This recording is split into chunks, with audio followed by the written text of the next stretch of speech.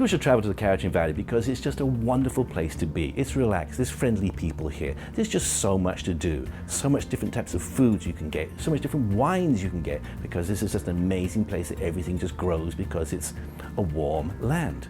The Microtel Inn Suites, Oyster Bay, is your gateway to the Cowichan Valley. Just situated slightly south of the Nanaimo airport. We have 81 rooms with about sort of 5 or 6 different room types. We have a meeting room for up to 70 people with a 75-inch flat screen TV.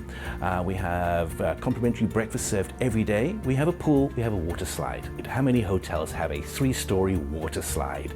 And a pool and of course a hot tub. It's wonderful. The kids just love to come here. It's great. The guests can expect a warm, friendly atmosphere when they come to the Cowichan Valley. From the check-in point to the front desk, they can get all kinds of information about what to do in the area.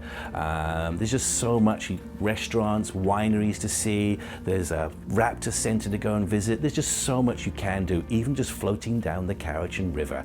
It's just wonderful to be here in the Cowichan Valley.